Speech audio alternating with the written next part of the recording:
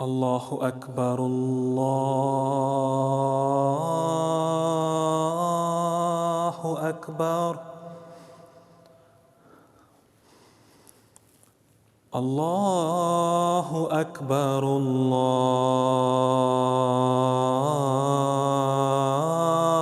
الله أكبر أشهد أن لا إله إلا الله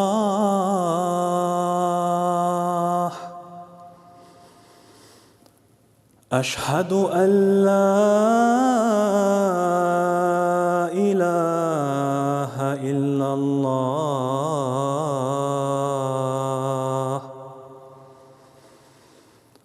أشهد أن محمدًا رسول الله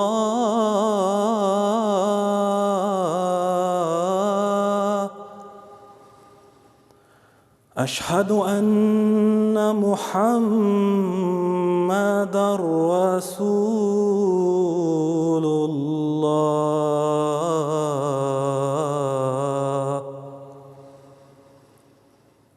حي على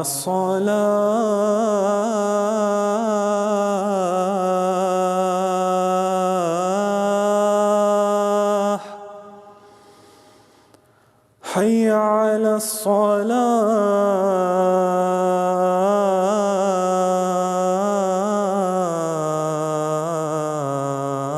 الصلاة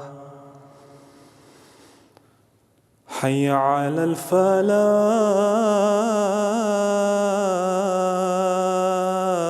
الفلاح حي على الفلاح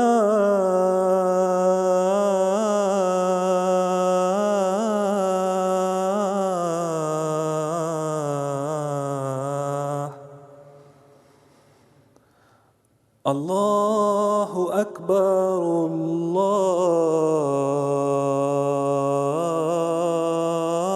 الله أكبر لا إله إلا الله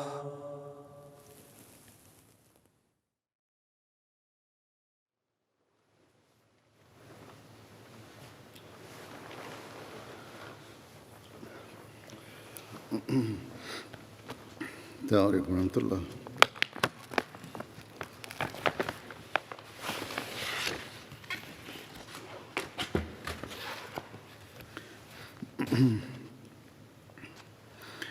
أشهد أن لا إله إلا الله وحده لا شريك له وأشهد أن محمدًا عبده ورسوله أما بعد فأعوذ بالله من الشيطان الرجيم بسم الله الرحمن الرحيم الحمد لله رب العالمين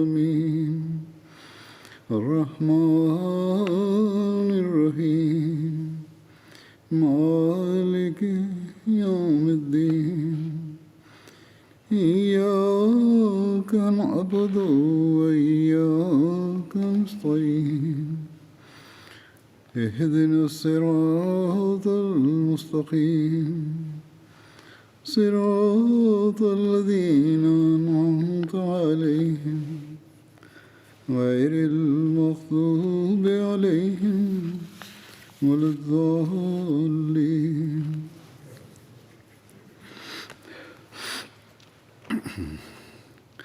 حضرت عمر رضی اللہ عنہ کے دور خلافت کا آپ کا ذکر چل رہا تھا. اس زمانے میں جو جنگیں ہوئیں اور جو فتوحات ہوئیں اس زمن میں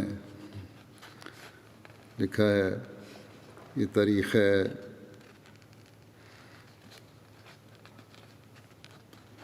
13 ہجری سے 23 ہجری تک. حضرت عمر کا دور خلافت تقریباً 10.5 سال اور محیط تھا۔ اس دور میں ہونے والی فتوحات کی وسعت کا ذکر کرتے ہوئے علامہ شبلی نعمانی اپنی کتاب میں لکھتے ہیں کہ حضرت عمر کے مفتوحہ علاقوں کا کل رقبہ 22,51,030 مربع میل بنتا ہے۔ ان مفتوحہ علاقوں میں یہ علاقے شامل ہیں: شام، مصر، ایران اور عراق، خوزستان، آرمینیا، آذربائیجان، فارس، کرمان، خراسان اور مکران، جس میں بلوچستان کا بھی کچھ حصہ آتا ہے۔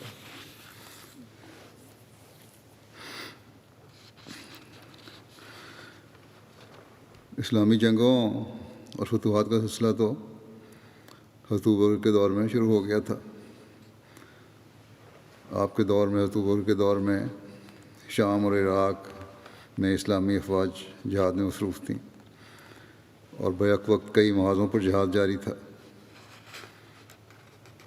اور پھر یہ سلسلہ چلتا گیا اور حضرت عمر کے دور خلافت میں بھی اسی طرح جاری رہا۔ حضرت عمر رضی اللہ عنہ کے دور خلافت میں ایک بات جو بہت نمایاں نظر آتی ہے وہ یہ ہے کہ حضرت عمر اپنی تمام تر مصروفیات کے باوجود گویا ہر فتح کے وقت مسلمانوں کے لشکر میں موجود تھے۔ اگرچہ آپ نے اپنے دور خلافت میں کسی جنگ میں بھی باقاعدہ حصہ نہیں لیا، تاہم مسلمان کمانڈروں کو لشکر کے حوالے سے جملہ ہدایات مدینے سے آپ بھجواتے، یا جہاں بھی آپ موجود ہوتے وہاں ان سے رابطہ میں رہتے۔ بلکہ بعض جنگوں کے حالات سے تو معلوم ہوتا ہے کہ حضرت عمر کی مسلمان سپہ سالاروں سے خط و کتابت روزانہ کی بنیاد پر جاری رہی، اور حضرت عمر نے مدینے میں بیٹھ کر مسلمانوں کو اپنے لشکروں کو ترتیب دینے کی ہدایات دیں، اور ان کو ان علاقوں کے بارے میں ایسے بتایا، اس طرح کی ہدایات دیں گویا حضرت عمر کے سامنے ان علاقوں کا نقشہ موجود تھا، یا وہ علاقے حضرت عمر کے سامنے تھے۔ امام بخاری نے صحیح بخاری میں حضرت عمر کے متعلق لکھا ہے: وقال عمر رضی اللہ عنہ انی لا اجاہر جیشی وانا فی الصلاۃ، کہ حضرت عمر فرمایا کرتے تھے کہ میں اپنے لشکر تیار کرتا ہوں اور میں نماز میں ہوتا ہوں۔ یعنی آپ اس قدر متفکر ہوتے تھے کہ نماز کے دوران میں بھی اسلامی فوجوں کی منصوبہ بندی اور پلاننگ کا کام جاری رہتا تھا، دوران میں دعا بھی کرتے رہتے ہوں گے۔ یہی وجہ ہے کہ ہمیں جا بجا نظر آتا ہے کہ آپ کی ہدایات کی پیروی کرتے ہوئے مسلمان فوجوں نے مشکل سے مشکل حالات میں بھی اللہ تعالیٰ کے فضل و کرم سے فتوحات حاصل کی۔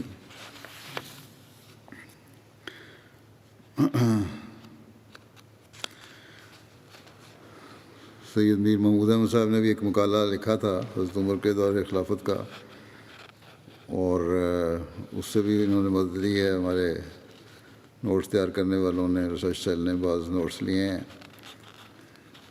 لیکن بہرحال یہ اصل ماخذ سے بھی چیک کیے گئے ہیں، ٹھیک ہے۔ اس بارے میں فتوحات ایران و عراق کے بارے میں وہ لکھتے ہیں کہ حضرت ابوبکر کے دور میں اہل فارس کے ساتھ جنگ جاری تھی کہ اس دوران حضرت ابوبکر بیمار ہو گئے، جس کی وجہ سے اسلامی افواج کو پیغامات موصول ہونے میں تاخیر ہو رہی تھی۔ اس لیے حضرت مثنیٰ اسلامی فوج میں اپنے نائب مقرر کر کے خود حضرت ابوبکر کی خدمت میں حاضر ہوئے تاکہ آپ کو جنگ کے حالات سے باخبر کریں اور مزید مدد کی درخواست کریں۔ حضرت مثنیٰ مدینہ پہنچے اور حضرت ابوبکر کو واقعات کی اطلاع دی۔ اس پر حضرت ابوبکر نے حضرت عمر کو بلایا اور یہ وصیت فرمائی کہ اے عمر، میں جو کچھ کہتا ہوں اسے غور سے سنو، پھر اس پر عمل کرنا۔ آج سوموار کا دن ہے، میں توقع کرتا ہوں کہ میں آج ہی فوت ہو جاؤں گا، یہ حضرت ابوبکر فرما رہے ہیں۔ اگر میں فوت ہو جاؤں تو شام ہونے سے قبل لوگوں کو جہاد کی ترغیب دے کر مثنیٰ کے ساتھ بھیج دینا، اور اگر میری وفات رات تک مؤخر ہو جائے تو صبح سے پہلے مسلمانوں کو جمع کر کے مثنیٰ کے ساتھ کر دینا۔ میری موت کی مصیبت خواہ کتنی بڑی ہو، وہ تمہیں دین کے احکام اور خدا تعالیٰ کے احکام کی تعمیل سے ہرگز باز نہ رہنے دے۔ تم نے دیکھا ہے کہ رسول اللہ صلی اللہ علیہ وسلم کی وفات کے موقع پر میں نے کیا کیا تھا، حالانکہ لوگوں کو اور مخلوق کو اس جیسی مصیبت کبھی پیش نہیں آئی تھی۔ خدا کی قسم، اگر میں اس وقت رسول اللہ صلی اللہ علیہ وسلم کے حکم کی تعمیل میں ذرا تاخیر جائز رکھتا تو خدا ہم کو ذلیل کر دیتا، ہم کو سزا دیتا، اور مدینے میں آگ کے شعلے بھڑک اٹھتے۔ چنانچہ حضرت ابوبکر کی وفات کے بعد حضرت عمر نے مسند خلافت پر متمکن ہوتے ہی اس وصیت کی تعمیل میں حضرت ابوبکر کی تدفین سے اگلے روز لوگوں کو جمع کیا۔ بیت خلافت کے لیے تمام اطراف سے بے شمار آدمی آئے ہوئے تھے، اور 3 دن تک ان کا تانتا بندہ رہا تھا۔ حضرت عمر نے اس موقع کو غنیمت سمجھا اور مجمع عام میں جہاد کا آغاز کیا، کیونکہ عرب قدیم سے مملکت ایران کی شان و شوکت اور زبردست فوجی طاقت سے خائف رہتے تھے، اور لوگوں کا عام طور پر خیال تھا کہ عراق حکومت فارس کا پایہ تخت ہے اور وہ حضرت خالد کے بغیر فتح نہیں ہو سکتا۔ اس لیے سب خاموش رہے۔ حضرت عمر نے کئی دن تک وعظ کیا، لیکن کچھ اثر نہ ہوا۔ آخر چوتھے دن اس جوش سے تقریر کی کہ حاضرین کے دل دہل گئے اور لوگوں کی ایمانی حرارت جوش میں آئی، اور حضرت عبید بن مسعود ثقفی آگے بڑھے اور انا لہٰذا کہ میں اس کے لیے حاضر ہوں کا نعرہ مارا اور اس جہاد کے لیے اپنا نام پیش کیا۔ ان کے بعد حضرت سعد بن ربیع اور سلید بن قیس سامنے آئے۔ ان لوگوں کو سامنے آنا تھا کہ ایمانی جوش مسلمانوں کے دلوں میں موجزن ہو گیا، اور وہ بڑے جوش و خروش سے بڑھ بڑھ کر جہاد عراق کے لیے اپنا نام پیش کرنے لگے۔ قبل ازیں عراقی افواج کی کمان حضرت خالد بن ولید کے ہاتھ میں تھی، مگر حضرت ابوبکر نے اپنے آخری زمانے میں شامی جنگوں کی اہمیت کے پیش نظر ان کو شام جانے کا حکم دے دیا تھا، اور اب عراق کی اسلامی فوج کی کمان حضرت مثنیٰ بن حارثہ کر رہے تھے۔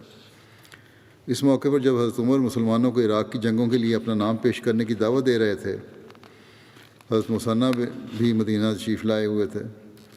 آپ نے بھی ایک ولولہ انگیز تقریر کی اور کہا کہ لوگوں، یہ محاذ بہت سخت اور گراں نہ سمجھو۔ ہم نے فارس والوں سے لڑائی کی اور ان پر غلبہ پایا، اور انشاءاللہ اس کے بعد بھی ہماری ہی فتح ہوگی۔ اب مدینہ اور اس کے نواح سے عراقی جنگوں میں شمولیت کے لیے مجاہدین کا لشکر تیار ہوا۔ یہ ساری تقریریں سننے کے بعد طبری اور بلازری نے اس لشکر کی تعداد 1000 بتائی ہے، اور کتاب اخبار الطوال کے مصنف علامہ ابو حنیفہ دیناوری 5000 تعداد بتاتے ہیں۔ لگتا ہے کہ لشکر کی مدینہ سے روانگی وقت تعداد 1000 تھی، مگر محاذ جنگ تک پہنچتے پہنچتے یہ تعداد 5000 تک جا پہنچی، کیونکہ بلازری اور ابو حنیفہ نے تصریح کی ہے کہ امیر لشکر راستہ میں جس عرب قبیلے کے پاس سے گزرتے اسے لشکر میں شمولیت کی دعوت دیتے۔ اب یہ سوال بھی پیدا ہوا کہ اس لشکر کا امیر کون ہو۔ حضرت عمر کی جوہر شناس نظر نے، وہ حضرت مثنیٰ تھے لیکن جو نیا لشکر تیار ہوا تھا اس کا امیر کون ہو، حضرت عمر نے ابو عبید ثقفی کا انتخاب کیا۔ بعض لوگوں پر یہ امر گراں گزرا کہ سابقون الاولون مہاجرین اور انصار کو چھوڑ کر جنہوں نے اپنے خون سے اسلام کے پودے کو سینچا تھا، ایک ایسے شخص کو امیر بنا دیا ہے جو بعد میں آنے والا ہے۔ حضرت عمر نے فرمایا کہ صحابہ کو اگر کوئی امتیازی مقام حاصل ہے تو محض اس لیے کہ وہ اسلام کی خدمت میں پیش رہے اور دین کی طرف سے مدافعت کے لیے بڑھ چڑھ کر دشمن سے برسرے پیکار ہوئے۔ مگر اب اس موقع پر پیچھے رہ کر انہوں نے اپنا یہ حق کھو دیا۔ اس لیے اس موقع پر جو شخص اسلام کی حفاظت کے لیے سب سے پہلے سامنے آیا وہی امارت کا حقدار ہے۔ حضرت ابو عبید کے بعد سعد بن عبید اور سلید بن قیس نے عراقی جنگوں کی دعوت کے موقع پر حضرت عمر کی آواز پر لبیک کہا تھا۔ حضرت عمر نے ان دونوں سے مخاطب ہو کر فرمایا کہ اگر تم میری آواز پر لبیک کہنے میں سبقت اختیار کرتے تو قبول اسلام میں سبقت کے باعث میں تمہیں کو یہ کمان سونپتا۔ گو سلید بن قیس پر ابو عبید کو ترجیح دینے کے متعلق علاوہ پہلی وجہ کہ حضرت عمر نے اس امر کا بھی اظہار فرمایا تھا کہ اس کام کے لیے کسی دھیمے شخص کی ضرورت ہے جو تحمل اور سوچ بچار سے جنگ کا اقدام کرے، مگر سلید بن قیس فوجی پیش قدمی کے سلسلے میں بڑے جلد باز واقع ہوئے ہیں۔ اگرچہ حضرت عمر نے شرف تقدم کے باعث ابو عبید کو یہ اہم کمان سونپی تھی، لیکن حضرت صلی اللہ علیہ وسلم کے بزرگ صحابہ کی قدیمی خدمات اور گزشتہ تجربات کو نظر انداز کر دینا بھی مناسب نہ تھا۔ اس لیے آپ نے حضرت ابو عبید بن عبید ثقفی کو تاکید بھی کر دی تھی کہ وہ صحابہ کے مشورے سے مستفید ہوں اور انتظامی امور میں ان کی رائے پر چلیں۔ یہ مختلف تاریخی کتب میں تاریخ طبری میں یہ ہے واقعہ سارا جسے یہ اخذ کیا گیا ہے۔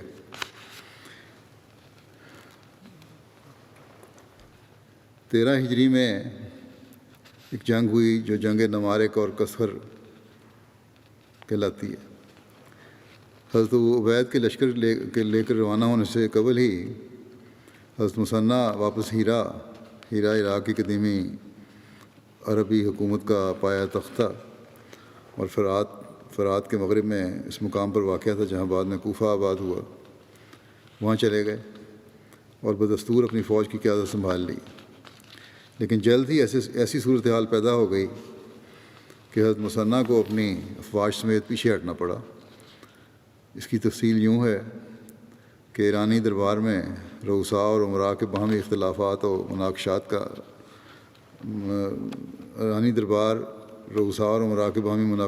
اور اختلافات کا ماجگاہ بنا ہوا تھا۔ ایک نئی اور زبردست شخصیت کا ظہور ہوا جو خراسان کے گورنر فرخزاد کے بیٹے رستم کی تھی۔ ایرانی دربار کی طرف سے رستم سیاہ و سفید کا مالک بنا دیا گیا اور وہ سب اراکین سلطنت جو تفرقہ اور انتشار سے ملک کی طاقت کمزور کرنے کا سبب بنے ہوئے تھے اب رستم کی اطاعت کا دم بھرنے لگے۔ رستم ایک بہادر اور صاحب تدبیر انسان تھا۔ اس نے عنان قیادت ہاتھ میں لیتے ہی مسلمانوں کے مفتوحہ علاقوں میں اپنے کارندے بھجوا کر بغاوت کروا دی اور فرات کے ملحقہ اضلاع میں مسلمانوں کے خلاف سخت جوش بھر دیا اور حضرت مثنیٰ کے مقابلے کے لیے ایک لشکر روانہ کیا۔ ان حالات کو دیکھ کر حضرت مثنیٰ نے کچھ پیچھے ہٹ جانا مناسب سمجھا اور ہیرا کو چھوڑ کر خفان، کوفہ کے قریب ایک مقام ہے، اس جگہ آ کر قیام پذیر ہو گئے۔ ادھر رستم برابر فوجی سرگرمیوں میں مشغول تھا۔ اس نے زبردست لشکر تیار کر کے 2 مختلف راستوں سے مسلمانوں کے مقابلے کے لیے روانہ کیے۔ ایک لشکر جابان کی سرکردگی میں تھا جو مقام میں نمارق میں اترا۔ نمارق بھی عراق میں کوفہ کے قریب ایک جگہ ہے۔ اور دوسرا لشکر نرسی کی سرکردگی میں کسکر کی طرف روانہ کیا گیا۔ کسکر بغداد اور بصرے کے درمیان دجلہ کے قریب غربی کنارے پر ایک شہر ہے جس کے آثار پر واسط کا شہر آباد ہے۔ حضرت مثنیٰ کو مدینہ سے آئے ہوئے ابھی 1 مہینہ ہی ہوا تھا کہ حضرت ابو عبید مجاہدین کا لشکر لیے ہوئے خفان میں ان سے آ ملے۔ خفان بھی کوفے کے قریب ایک مقام کا نام ہے اور چند ہزار مسلمانوں کا یہ لشکر اس وقت مواضع جنگ پر پہنچا جب عراق میں عام صورت حالات مسلمانوں کے لیے خوشکن نہ تھی اور مفتوحہ اضلاع ایک ایک کر کے ان کے ہاتھوں سے نکل رہے تھے۔ حضرت ابو عبید نے خفان میں اجتماع لشکر کی غرض سے چند روز قیام کے بعد نمارک کا رخ کیا۔ وہاں ایک زبردست ایرانی لشکر ایک بوڑھے تجربہ کار ایرانی سپہ سالار جابان کی سرکردگی میں خیمہ زن تھا۔ حضرت ابو عبید نے لشکر کی تنظیم کی، رسالہ حضرت مثنیٰ کی سرکردگی میں دیا، میمنہ کی کمان والک بن جدارہ کو دی اور میسرہ کا کمانڈر عمر بن حیثم کو مقرر کیا۔ ایرانی لشکر کے دونوں بازوؤں کی کمان جشنت ماہ اور مردان شاہ کر رہے تھے۔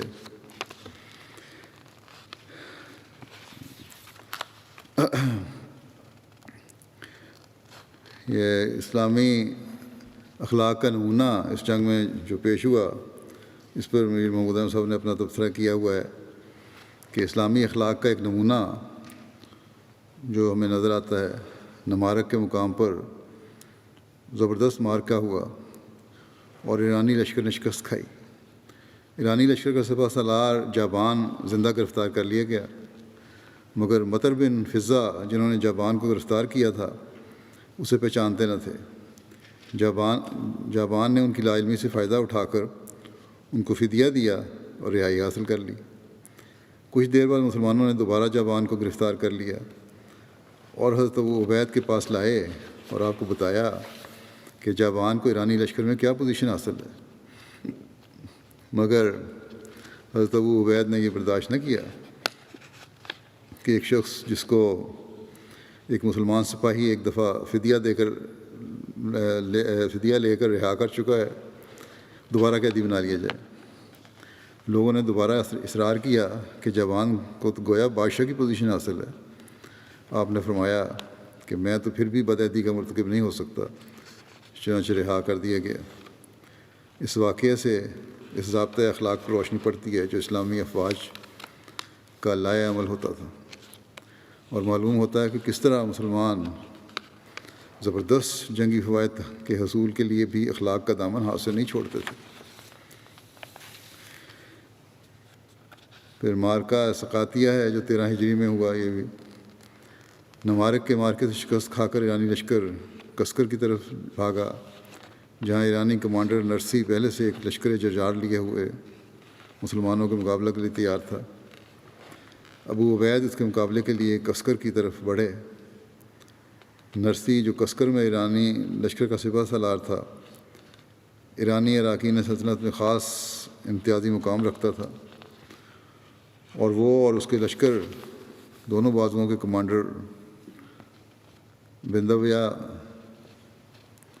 اور تیراویا ایران کے ساسانی بادشاہوں کے قریبی اور گہرے رشتہ داروں میں سے تھے۔ ایرانی دربار کو نمارک میں شکست کی خبر پہنچ چکی تھی، اور رستم نرسی کے لیے مزید امدادی افواج کے بھجوانے کا بندوبست کر رہا تھا کہ حضرت ابو عبید نے اپنی فوج کی نقل و حرکت کو تیز کرتے ہوئے نرسی کے لشکر کو اس کی امدادی فوج کے آنے سے قبل ہی کسکر کے نشیبی علاقوں میں جا لیا، یعنی اس پر حملہ کر دیا، اور سقاتیہ کے نام سے معروف تھا جگہ۔ سقاتیہ کے میدان میں ایک زبردست مارکے کے بعد اللہ تعالیٰ کے فضل سے مسلمانوں کو فتح ہوئی۔ بڑے مارکے کے بعد حضرت ابو عبید نے کسکر کے ارد گرد علاقے میں مختلف جگہوں پر جمع شدہ دشمن کے مقابلے کے لیے اسلامی دستے بھی بھیجنا شروع کر دیے۔ پھر ذکر ہے جنگ باروسما، یہ بھی 13 ہجری کی ہے۔ باروسما کسکر اور سقاتیہ کے درمیان ایک مقام تھا جہاں پر ایرانی جرنیل جالینوس سے مقابلہ ہوا جو جابان کی مدد کے لیے آیا تھا۔ رستم نے نرسی کی امداد کے لیے ایک ایرانی کمانڈر کی سرکردگی میں ایک لشکر کسکر کی طرف روانہ کیا تھا۔ ابو عبید کو اس کی اطلاع مل چکی تھی، اور انہوں نے کمال ہوشیاری سے کام لے کر جالینوس کے لشکر کی آمد سے پہلے ہی نرسی کی افواج سے ٹکر لے لی اور اس کو شکست دے کر دشمن کی فوجی طاقت کو صدمہ پہنچا دیا تھا۔ اب جالینوس نے باروسما کے علاقے میں باکوسیاسا مقام پر لشکر انداز ہوا، باکوسیا سیاسہ کے مقام پر لشکر انداز ہوا۔ جالینوس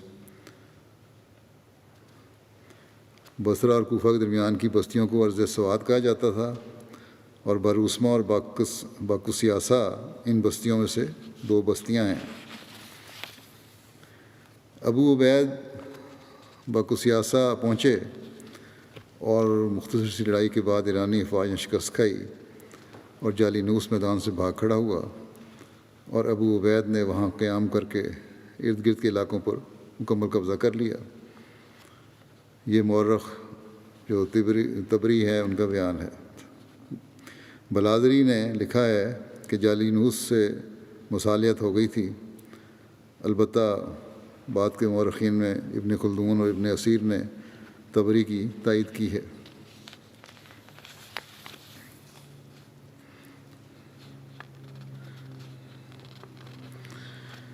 جنگ جسر کا کچھ بیان کچھ عرصہ پہلے ہو چکا ہے، بلکہ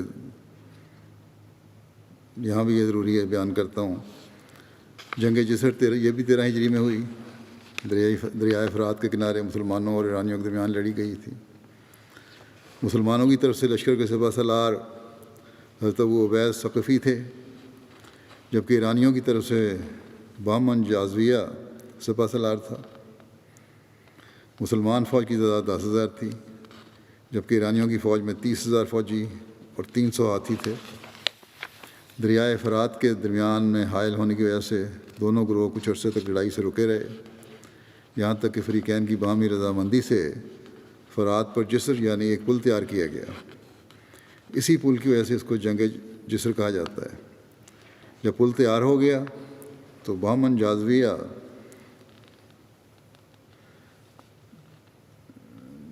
نے حضرت ابو عبید کو کہلا بھیجا کہ تم دریا عبور کر کے ہماری طرف آؤ گے یا ہمیں عبور کرنے کی اجازت دو گے۔ حضرت ابو عبید کی رائے تھی کہ مسلمانوں کی فوج دریا عبور کر کے مخالف گروہ سے جنگ کرے، جبکہ لشکر کے سردار جن میں حضرت سلید بھی تھے ان کی رائے اس کے خلاف تھی، لیکن حضرت ابو عبید نے دریائے فرات کو عبور کر کے اہل فارس کے لشکر پر حملہ کر دیا۔ تھوڑی دیر تک لڑائی ایسی ہی چلتی رہی۔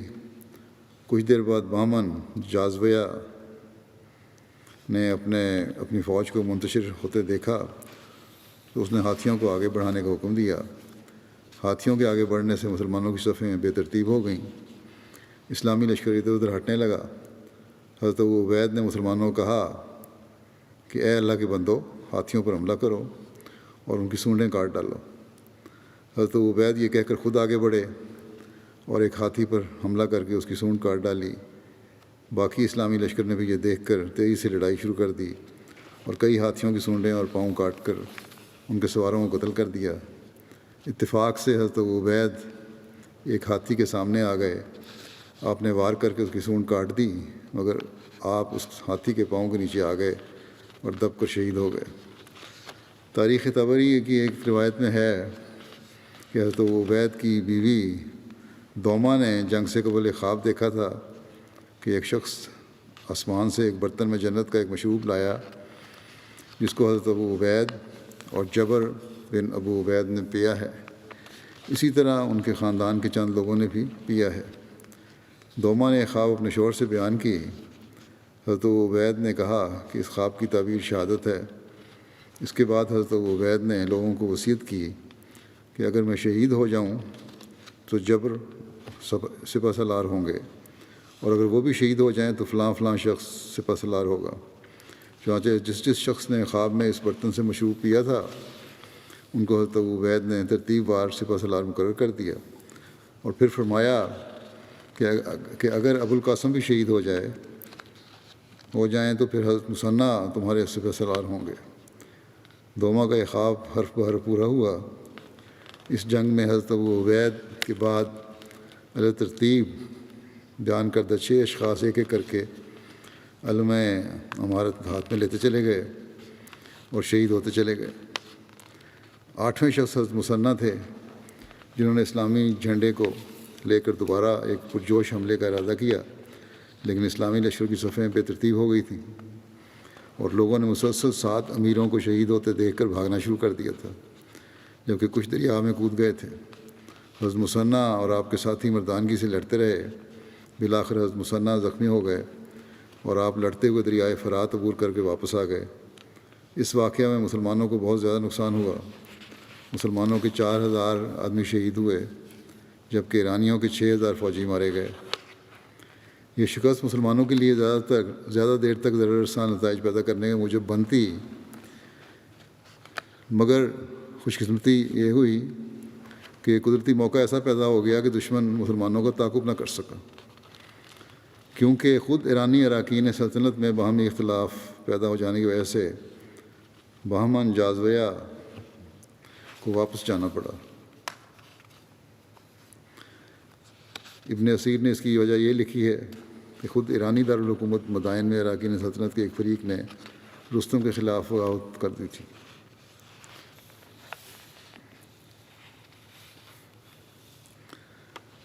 حضرت مسلم موعود نے بھی جنگ جسر کے بارے میں کچھ بیان فرمایا ہے کہ سب سے بڑی اور ہولناک شکست جو اسلام کو پیش آئی وہ جنگ جسر تھی۔ ایرانیوں کے مقابلے میں مسلمانوں کو زبردست لشکر گیا۔ ایرانی سپہ سالار دریا پار اپنے مورچے بنائے، سپہ سالار نے دریا پار اپنے مورچے بنائے اور ان کا انتظار کیا۔ اسلامی لشکر نے جوش میں بڑھ کر ان پر حملہ کیا اور دھکیلتے ہوئے آگے نکل گئے، مگر یہ ایرانی کمانڈر کی چال تھی۔ اس نے ایک فوج بازو سے بھیج کر پل پر قبضہ کر لیا اور تازہ حملہ مسلمانوں پر کر دیا۔ مسلمان مصلحتاً پیچھے لوٹے، مگر دیکھا کہ پل پر دشمن کا قبضہ ہے۔ گھبرا کر دوسری طرف ہوئے تو دشمن نے شدید حملہ کر دیا اور مسلمانوں کی بڑی تعداد دریا میں کودنے پر مجبور ہو گئی اور ہلاک بھی ہو گئی۔ مسلمانوں کا یہ نقصان ایسا خطرناک تھا کہ مدینہ تک اس سے ہل گیا۔ حضرت عمر رضی اللہ تعالیٰ عنہ نے مدینہ والوں کو جمع کیا اور فرمایا کہ اب مدینہ اور ایران کے درمیان کوئی روک باقی نہیں، مدینہ بالکل ننگا ہے اور ممکن ہے کہ دشمن چند دنوں تک یہاں پہنچ جائے، اس لیے میں خود کمانڈر بن کر جانا چاہتا ہوں۔ باقی لوگوں نے تو اس تجویز کو پسند کیا، مگر حضرت علی نے کہا کہ اگر خدا نخواستہ آپ کام آ گئے تو مسلمان تتر بتر ہو جائیں گے اور ان کا شرازہ بالکل منتشر ہو جائے گا، اس لیے کسی اور کو بھیجنا چاہیے، آپ خود تشریف نہ لے جائیں۔ اس پر حضرت عمر نے حضرت سعد کو، جو شام میں رومیوں سے جنگ میں مصروف تھے، لکھا کہ تم جتنا لشکر بھیج سکتے ہو بھیج دو، کیونکہ اس وقت مدینہ بالکل ننگا ہو چکا ہے، اور اگر دشمن کو فوری طور پر نہ روکا گیا تو وہ مدینے پر قابض ہو جائے گا۔ یہ ذکر ابھی چل رہا ہے، انشاءاللہ آئندہ بیان کروں گا۔ یہ تو اس جنگ کے بارے میں تھا، اس کی مزید تفصیلات باقی جنگوں کی بھی آئندہ آئیں گی۔ اب میں اس وقت کچھ مرحومین کا بھی ذکر کرنا چاہتا ہوں، جن کے جنازے بھی پڑھاؤں گا انشاءاللہ۔ اس میں سے پہلا ذکر ہے فتح عبدالسلام صاحب۔ فتح عبدالسلام مبارک صاحب ہیں، پورا نام ان کا، مصر کے تھے۔ یہ 75 سال کی عمر میں گزشتہ دنوں ان کی وفات ہو گئی، انا للہ و انا الیہ راجعون۔ ان کے والد نقشبندی طریقے کے پیروکار تھے۔ انہوں نے اپنے ایک بچے کو دینی تعلیم کے لیے وقف کرنے کا عہد کیا اور فتح صاحب کو اس کے لیے منتخب کیا گیا۔ فتح صاحب نے 10 سال کی عمر میں حفظ قرآن مکمل کر لیا۔ قرآن کریم سے عشق کی وجہ سے فتح صاحب کے والد نے بھی ان کے ساتھ ہی قرآن کریم حفظ کرنا شروع کر دیا اور مکمل قرآن حفظ کیا۔ بعد میں خدا کا ایسا فضل ہوا کہ ان کے والد نے 88 سال کی عمر میں بیعت بھی کر لی۔ قرآن حفظ کرنے کے بعد فتح صاحب نے الازہر کے تحت ایک ہائی اسکول سے امتیازی کامیابی کے ساتھ تعلیم مکمل کی، پھر قاہرہ یونیورسٹی سے انجینئرنگ میں ڈگری لی۔ زمانہ طالب علمی میں مطالعہ کے بے شوق کی وجہ سے اپنی جیب خرچ سے پیسے بچا بچا کر کتب خریدتے اور مطالعہ کرتے۔ پھر مصر کی ایئر فورس میں افسر مقرر ہوئے۔ فوج میں ان پر یہ الزام لگا کہ آپ بعض انقلابی اسلامی تحریکوں کے مخفی منصوبوں میں شامل ہیں، حالانکہ آپ ان کے مخالف تھے اور ان کی اصلاح کے لیے کوشاں تھے۔ بہرحال اس الزام میں ایک عرصہ جیل میں گزارنے کے بعد آپ کو بری کر دیا گیا۔ اس کے بعد آپ عراق چلے گئے۔ کچھ عرصہ وہاں بطور انجینئر کام کیا۔ 1991 میں عراق میں جنگ کے دوران انہوں نے بڑا خطرناک گزارا۔ جس علاقے میں آپ رہتے تھے وہاں ایک رات میں 10 بم گرے۔ آپ اپنی فیملی کو لے کر دعاؤں میں مصروف رہے اور اللہ تعالیٰ نے حیرت انگیز طور پر ان کو محفوظ رکھا۔ پھر آپ اردن آ گئے اور معتزلی فرقہ کے ساتھ شامل ہو گئے۔ پھر مصر آئے اور کسی قدر اہل قرآن کی طرف مائل تھے کہ جماعت سے تعارف ہوا۔ احمدیت میں آپ کو تمام پریشان کن مسائل کا حل ملا تو آپ نے بیعت کر لی۔ بیعت کا واقعہ خود بیان کرتے ہیں فتح صاحب کہ 1995 میں مصر میں ابن خلدون نامی ایک علمی مرکز میں مختلف لیکچرز ہوتے تھے۔ وہاں مجھے بھی متعدد بار لیکچر دینے اور مختلف موضوعات پر سوالات کے جوابات دینے کی توفیق ملی۔ 1998 میں مکرم مصطفیٰ ثابت صاحب نے اس مرکز میں میرا لیکچر سنا تو بہت تعریف کی اور اپنے گھر دعوت دی، جہاں مجھے 3 گھنٹے کی ایک ویڈیو کیسٹ دکھائی جس میں مکرم علمی شافی صاحب مرحوم نے دجال کے متعلق حدیث میں مذکورہ امور کی ایک ایسی تعویل بیان کی جو مجھے بہت پسند آئی ہے۔ فتح صاحب کہتے ہیں کہ میرے پوچھنے پر ثابت صاحب مرحوم نے بتایا کہ یہ تفسیر جو ہے یہ قاتل دجال حضرت مسیح موعود علیہ السلام کی ہے۔ 1999 میں مصطفیٰ ثابت صاحب نے کہتے ہیں مجھے کتاب اسلامی اصول کی فلاسفی دی جس نے میرے اندر ایک عجیب انقلاب پیدا کر دیا، اور میں نے امام مہدی علیہ السلام کے بارے میں تفصیلی تحقیق کا فیصلہ کر لیا۔ میں اپنی ذاتی تحقیق سے اس نتیجے پر پہنچا ہوا تھا کہ ناسخ و منسوخ کا عقیدہ غلط اور قرآن کی حرمت کے خلاف ہے۔ نیز آزادی مذہب کا میں قائل تھا۔ احمدیت کے بارے میں تحقیق کرنے لگا تو دیکھا کہ احمدیت تو انہی باتوں کا پرچار کرتی ہے۔ پھر بعض آیات قرآنیہ کے بارے میں سوال کرنے پر مصطفیٰ ثابت صاحب نے مجھے 5 والیوم کمنٹری دی اور کہا کہ اس میں سے سب سوالوں کا جواب موجود ہے۔ میں نے دیکھا اس میں میرے تمام سوالوں کے جوابات میرے ہی طرز فکر اور میری توقع کے عین مطابق موجود تھے۔ میں نے بہت سوچا، کہتے ہیں فتح صاحب کہ میں نے بہت سوچا کہ وہی الہی کا جھوٹا دعویٰ کرنا تو ظلم عظیم ہے، لیکن جو امور امام مہدی علیہ السلام لے کر آئے ہیں سب حق و ہدایت اور روحانی علوم پر مشتمل ہیں۔ اکا دکا مفہوم تو کوئی نہ کوئی بیان کر دیتا ہے، لیکن اس قدر سچے مفاہیم اور اتنی بڑی تعداد میں اس پوری صدی میں کسی بھی شخص کو اللہ تعالیٰ نے عطا نہیں فرمائے۔ تو کیا اللہ تعالیٰ نے اس عظیم انعام سے ایسے شخص کو نوازا ہے جو ظلم عظیم کرتے ہوئے وہی الہی کا دعویٰ کرتا ہے؟ آخر دعاؤں سے پڑھائی پڑھ کے سوچ کے 2001 میں مصطفیٰ ثابت صاحب جب مصر تشریف لائے تو کہتے ہیں کہ میں نے انہیں بتایا کہ میں امام مہدی علیہ السلام پر ایمان لے آیا ہوں۔ انہیں شدت جذبات کی وجہ سے ایک لمحہ کے لیے میری بات کا یقین نہ آیا۔ اس کے بعد میں نے حضرت مسیح علیہ السلام کی عربی کتب کا مطالعہ شروع کیا اور معانی اور مفاہیم کا ایک بحر ذخار میرے سامنے ٹھاٹھے مارنے لگا۔ فتح صاحب کی علمی خدمات جو ہیں جماعت کے لیے 2005 میں حضرت مسلم موعود کی کتاب حیات محمد صلی اللہ علیہ وسلم کا انگریزی سے عربی میں ترجمہ کیا، لائف آف محمد کا۔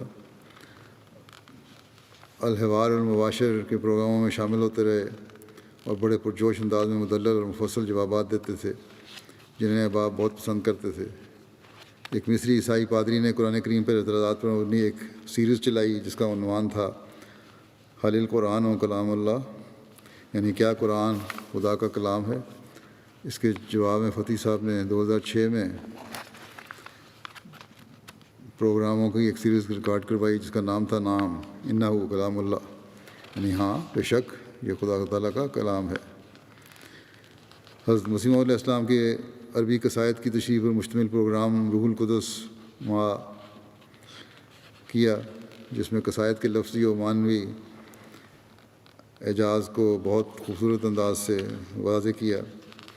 اس کے علاوہ متعدد پروگراموں میں شرکت کرتے رہے جن میں نبوات تحققت یعنی پیشگوئیاں جو پوری ہو گئیں، براہین احمدیہ کی معارف، فی سماوات القرآن، تاریخ اسلام اور خاتم النبیین وغیرہ شامل ہیں۔ اس کے علاوہ جماعتی خدمات بھی ہیں آپ کی۔ مقامی جماعت میں ایک لمبا عرصہ تک سیکٹری تبلیغ کے طور پر خدمت بجاتے رہے، اپنے آپ کو وقف کے لیے بھی پیش کیا، کئی سال تک بطور وقف زندگی جماعتی خدمات بجاتے رہے، جماعتی سینٹر میں درس بھی دیا کرتے تھے۔ ان کے بیٹے ابراہیم فتیح صاحب کہتے ہیں کہ ابا جان مرحوم سورہ فاتحہ کی روشنی میں سچی زندگی جینے والے انسان تھے۔ ان کی زندگی نعمت خلافت کے نور سے فیض یاب تھی۔ خلیفہ وقت کے لیے عشق اور تعظیم کے عجیب جذبات رکھتے تھے۔ ان کے نزدیک سب مشکلات کے حل اور سب مسائل کو سمجھنے اور اللہ تعالیٰ کی طرف جانے والا راستہ جاننے کا صرف ایک ہی طریقہ ہے، اور وہ ہے خلافت۔ لکھتے ہیں کہ والد صاحب قول و فعل میں کامل سچ سے کام لینے میں مشہور تھے۔ ہر کام سے پہلے ہمیشہ دعا اور خدا کے حضور گڑگڑاتے تھے۔ اگر ان سے کوئی کہتا کہ مجھے نصیحت کریں تو اسے کہتے کہ دعا کرو اور اللہ تعالیٰ سے صراط مستقیم طلب کرو، اور خلیفہ وقت کو دعا کے لیے لکھو۔ اب گہرا علم اور وسیع معلومات رکھتے تھے۔ مطالعہ بہت وسیع تھا، ہر علم کی کتابیں پڑھتے اور نئے افکار اور جدید تحقیقات کو سمجھنے کی کوشش میں لگے رہتے۔ حاصل مطالعہ اور علم کا باریک دینی امور کو سمجھنے اور سمجھانے میں صرف کرتے، اور حاصل مطالعہ اور علم کو باریک دینی امور کو سمجھنے اور سمجھانے میں صرف کرتے۔ درس و تدریس میں ان کا انداز بہت خوبصورت تھا، اور اس دوران کبھی کبھی مزاح بھی کرتے تھے۔ حضرت مسیح موعود علیہ السلام کی کتب کو ہمیشہ پڑھتے رہتے اور ان سے معارف کے موتی نکال کر انہیں اپنی روزمرہ زندگی میں مشعل راہ بناتے۔ جمعہ کے روز اپنے لیکچر میں اور MTA کے پروگراموں میں یہ معارف بیان کرتے تھے۔ خدمت دین کا جذبہ بہت تھا۔ یہ کہتے ہیں کہ ہسپتال میں جو بیمار تھے داخل تھے، سانس میں دشواری کے باوجود نرسوں کو احمدیت کی تبلیغ کرتے رہے۔ جن اعلیٰ اخلاق کی لوگوں کو نصیحت کرتے، گھر میں ان پر عمل کر کے دکھاتے۔ اسر و یسر میں سچائی اور تقوی سے چمٹے رہے۔ اللہ تعالیٰ سے ملاقات کی انہیں بہت تڑپ تھی۔ اکثر کہتے کہ اس دنیا کی کوئی حیثیت نہیں ہے، اس دنیا میں آخرت کے لیے عمل کرنا ہی حقیقی نجات ہے۔ اکثر خدا تعالیٰ سے ملنے کے لیے شوق کی باتیں کرتے تھے۔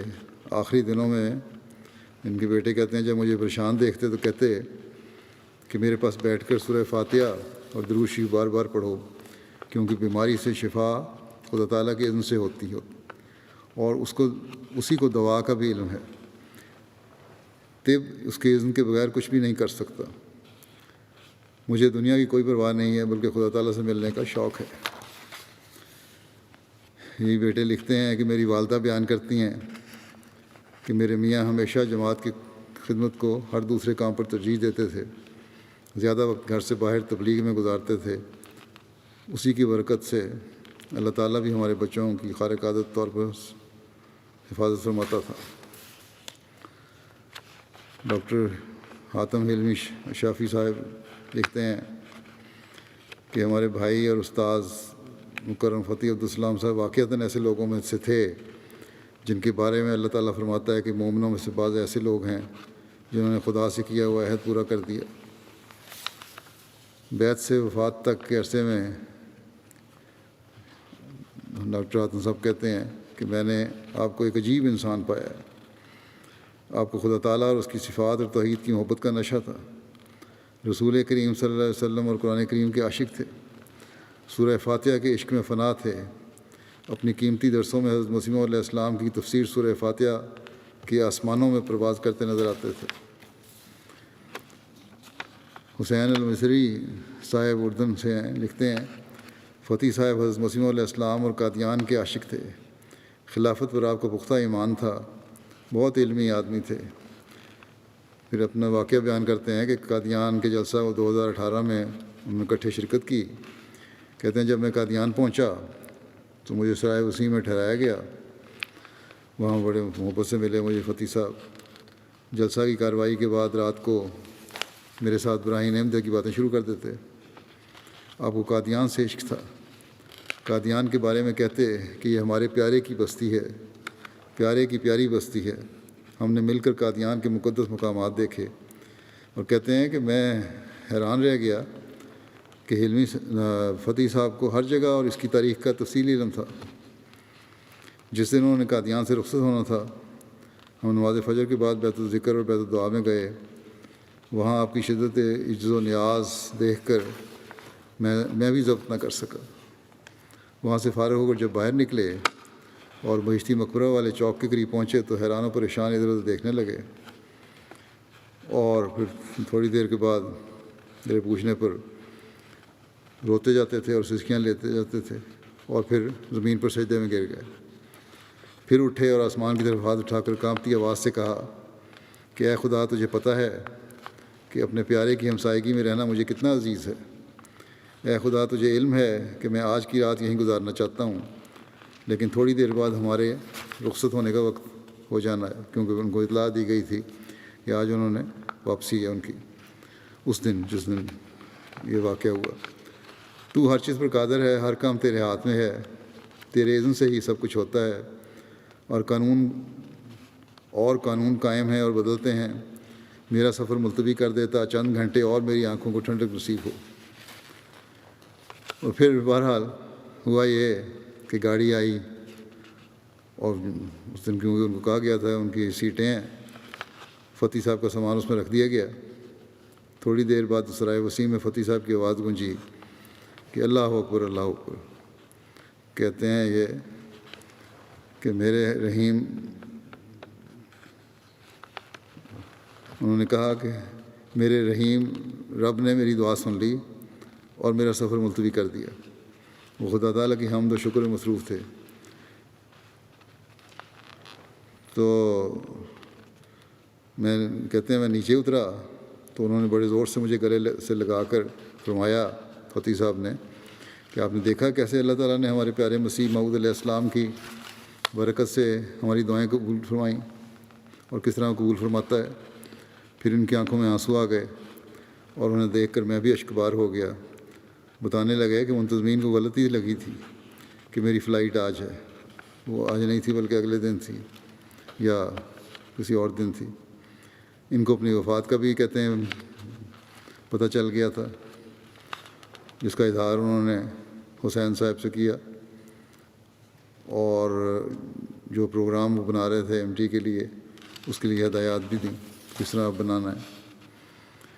حضرت مسیح علیہ السلام کو ایک اعلان ہوا تھا کہ یدعون لکا ابدال الشام و عباد اللہ من العرب، یعنی تیرے لیے ابدال شام کے دعا کرتے ہیں اور بندے خدا کے عرب میں سے دعا کرتے ہیں.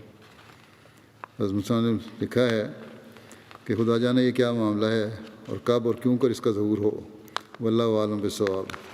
لیکن بہرحال ہم نے دیکھا کہ اللہ تعالیٰ کے فضل سے جہاں جہاں بھی عرب جماعتیں قائم ہو رہی ہیں ان میں بھی، اور اس مثال سے جو 20 میں نے دی ہے فتیح صاحب کی، یہ سامنے آتا ہے کہ کس طرح اللہ تعالیٰ عربوں میں سے مخلصین پیدا کر رہا ہے جو حضرت مسیح علیہ السلام پر درود و اسلام بھی بھیجتے ہیں اور محبت اور پیار اور عشق کا اظہار بھی کرتے ہیں.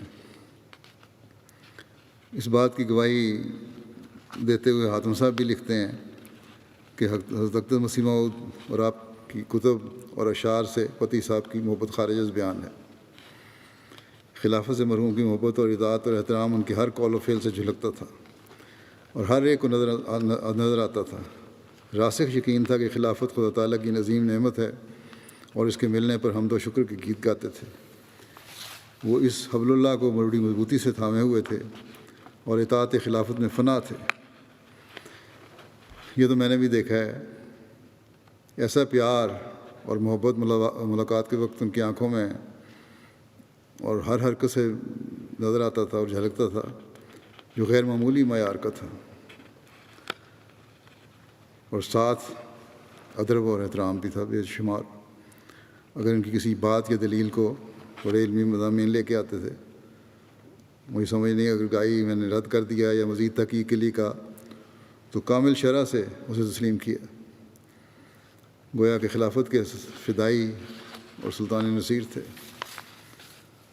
اسامہ عبدالعظیم صاحب لکھتے ہیں کہ فتح عبدالسلام صاحب بہت بڑے عالم تھے، عمر میں بھی بڑے ہونے کے باوجود بہت عاجز انسان تھے۔ ہم میں سے سب سے چھوٹے کے ساتھ بھی بڑے ادب سے پیش آتے اور اس کا مشورہ قبول کرتے تھے۔ بہت وسیع حوصلے کے مالک تھے، اگر کسی سے کوئی زیادتی ہو جاتی تو سب کے سامنے بڑے انکسار کے ساتھ اس سے معذرت کرتے اور اس کا سر چومتے۔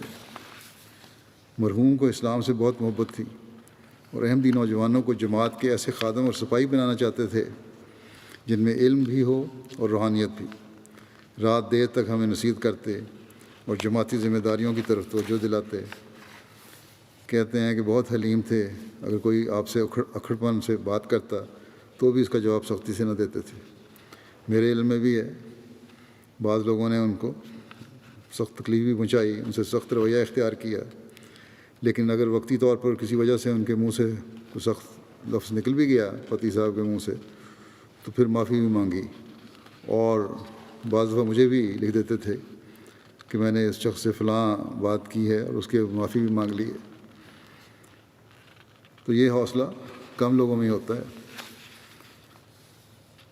تمیم صاحب لکھتے ہیں کہ اکثر کہا کرتے تھے کہ اسلام میں کوئی خلافت کے بغیر درست نہیں، اسلام میں کوئی کام خلافت کے بغیر درست نہیں ہو سکتا۔ جس چیز کی ہمیں ضرورت ہے وہ مختلف خیالات کی طرف مائل کرنا نہیں، بلکہ ہمیں خلیفہ کی ضرورت ہے جو اختلافات کا فیصلہ کرتا ہے اور خدائی رہنمائی کے نتیجے میں ہماری رہنمائی کرتا ہے۔ مرحوم ہمیشہ ہر اس بات کو چھوڑنے کے لیے تیار تھے جسے خلیفہ وقت قبول نہیں کرتے تھے۔ جب بھی حضور کہتے ہیں آپ سے مل کر آتے ایک عجیب خوشی سے مخمور نظر آتے اور بڑے وجد اور محبت سے ملاقات اور اس میں ہونے والی باتوں کا تذکرہ کرتے۔ فلسطین سے خاتون سما صاحبہ کہتی ہیں میں نے خواب میں دیکھا جو حقیقت لگتا تھا کہ میں اور میری بہن سحر بیٹھی ہیں اور اس نے مجھے کہا کہ اسے کسی نے بتایا ہے کہ ایک فرشتہ ایک مجلس میں بیٹھے ہوئے احمدیوں کو گھیرے ہوئے تھا۔ جب فتح صاحب آئے تو فرشتے نے فتح صاحب سے کہا کہ تم چنبیلی کا سب سے خوبصورت پھول ہو۔ اس پر میں اپنی بہن کو کہتی ہوں کہ فتح صاحب کتنے پاک صاف ہیں۔ طاہر ندیم صاحب عربی ڈیسک کے ہیں، لکھتے ہیں کہ ان میں خوبی یہ تھی کہ باوجود ایک بڑے عالم ہونے کے وہ شخص عاجزی کا پتلا تھا۔ حضرت مسیح علیہ السلام کے کلام سے ایسا والہانہ لگاؤ اور عشق تھا کہ براہین احمدیہ کو انہوں نے نہ جانے کتنی مرتبہ پڑھا اور اس کے نئے نئے مطالب نکال کر پیش کرتے رہتے تھے۔ اس پر انہوں نے کئی پروگرامز بھی ریکارڈ کروائے۔ جلسہ کی بھی رونق تھے، ہم جانتے ہیں سارے، ہر بڑی پرزور آواز تھی اور آخری دن بڑے پرجوش نعرے بھی لگایا کرتے تھے۔ ایک جوش ہوتا تھا ان کے نعروں میں بھی اور لگتا تھا دل سے آواز پھوٹ رہی ہے۔ اللہ تعالیٰ ان کے بچوں کو بھی ان کے نقش قدم میں چلنے کی توفیق عطا فرمائے اور ان کی دعائیں جو ہیں بچوں کے لیے وہ بھی قبول فرمائے، ان کے درجات بلند فرمائے۔ اگلا ذکر ہے مکرمہ رضیہ بیگم صاحبہ جو خلیل مبشر صاحب سابق مبلغ انچارج کینیڈا اور امیر مشنری انچارج سابق امیر مشنری انچارج سیرا لیون کی اہلیہ تھیں۔ یہ بھی گزشتہ دنوں وفات پا گئی ہیں، انا للہ و انا الیہ راجعون۔ خلیل صاحب لکھتے ہیں کہ میری اہلیہ رضیہ بیگم میدان تبلیغ کے طویل عرصے کے دوران اپنے واقف زندگی خامد کے ساتھ شانہ بشانہ صبر، جوش اور ولولے کے ساتھ خدمت سلسلہ کی توفیق پاتی رہیں۔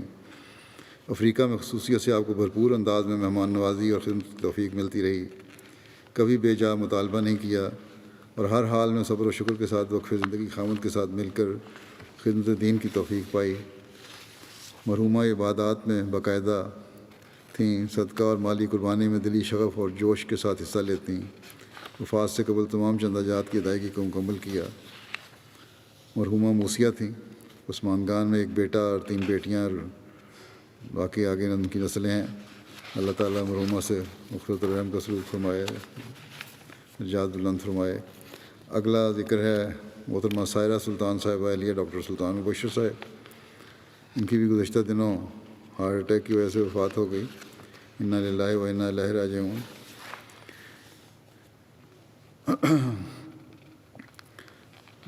یہ ان کو بھی اللہ کے فضل سے لجنہ پاکستان میں مختلف شعبہ جات میں خدمت کی توفیق ملی، اور خدمت خلق کے شعبے میں خاص طور پر خدمت کی توفیق زیادہ ملی.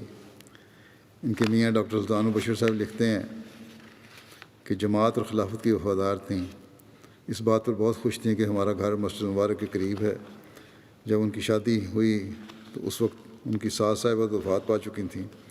ان کے سسر مولانا دوست محمد شاہد صاحب حیات تھے. ان کی ہمیشہ بیٹیوں کی طرح خدمت کی اور ان کی تمام ضروریات کا خیال رکھا. ان کے پاس مختلف ممالک سے آنے والے مہمان جو دن کے کسی بھی حصے میں آتے تھے، ان کی مہمان نوازی بھرپور طریقے پر کرتی تھیں. ایک واقف زندگی کی بہو ہونے کا انہوں نے حق ادا کر دیا. نہایت درجہ غریب پرور تھیں اور اس معاملہ میں ان کا ہاتھ بہت کھلا تھا، حتیٰ کہ کبھی مقروض بھی ہو جایا کرتی تھیں. کبھی کبھی بعض اوقات اپنا زیور بھی بیچا، لیکن غریبوں کو ہر لحاظ سے مدد کی. چندہ جات میں باقاعدہ تھیں، موسیہ تھیں. زیور بیچ کے بھی انہوں نے اپنے بعض چندے ادا کیے، بعض تحریکات میں زیور دیا. نہ صرف اپنا بلکہ اپنے مرحوم والدین کی طرف سے بھی چندہ ضرور دیتی تھیں. بہت مفاصل پسند تھیں، دعا گو تھیں، صوم و صلات کی پابند تھیں، تہجد گزار تھیں. اللہ تعالیٰ ان کے مغفرت و رحم کا سلوک فرمائے، درجات بلند فرمائے. اور ان کے بچے 2 بیٹے ہیں، ان کو بھی ان کی نیکیوں کو جاری رکھنے کی توفیق عطا فرمائے، صبر اور حوصلہ عطا فرمائے، بچوں کو بھی اور ڈاکٹر صاحب کو بھی. اگلا ذکر ہے مکرمہ وسون المعظمانی صاحبہ، سیریا کی ہیں، جو ترکی میں تھیں آج کل.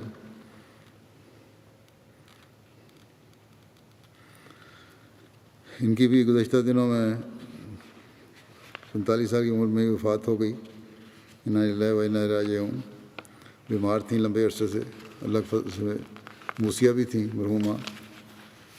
ترکی کے صدر جماعت اور مربی سلسلہ صادق بٹ صاحب لکھتے ہیں کہ 2015 میں سیریا سے ہجرت کر کے ترکی آئی تھیں. 2016 میں ان کا تقرر بطور صدر لجنہ اسکندرون ہوا، اور تا دم آخر بطور صدر لجنہ خدمت بجا لاتی رہیں. کافی عرصہ سے بیمار تھیں اور صاحب فراش تھیں، تاہم اس بیماری کی حالت میں بھی ہمہ وقت خدمت دین میں مصروف رہتی. انٹرنیٹ کے ذریعے مختلف فورمز پر تبلیغ کرتی رہتی تھیں. نیز سیرین احمدی خواتین کی تعلیم و تربیت میں اہم کردار ادا کیا. بڑی ہردل عزیز تھیں، سچی ہمدرد اور سب کی خیر خواہ تھیں. اور خواتین نے بھی بعضوں نے مجھے لکھا ہے اور انہوں نے ان کی بڑی تعریف کی ہے. اللہ تعالیٰ مرحومہ سے مغفرت و رحم کا سلوک فرمائے، درجات بلند فرمائے. ان سب کے جیسا کہ میں نے کہا، نماز کے بعد زیادہ غائب پڑھاؤں گا.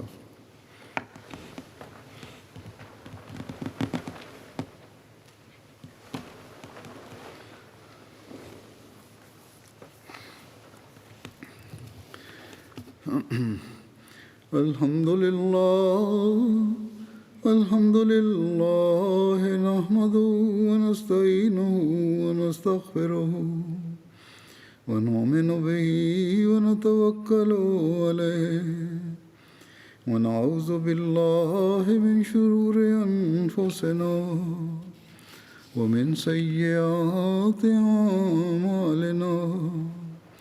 من يهده الله فلا مضل له ومن يضلل فلا هادي له. ونشهد أن لا إله إلا الله ونشهد أن محمدا عبده ورسوله. عباد الله رحمكم الله، إن الله يأمر بالعدل والإحسان وإيتاء ذي القربى وينهى عن الفحشاء والمنكر والبغي يعظكم لعلكم تذكرون. اذكروا الله يذكركم وادعوه يستجب لكم ولذكر الله أكبر.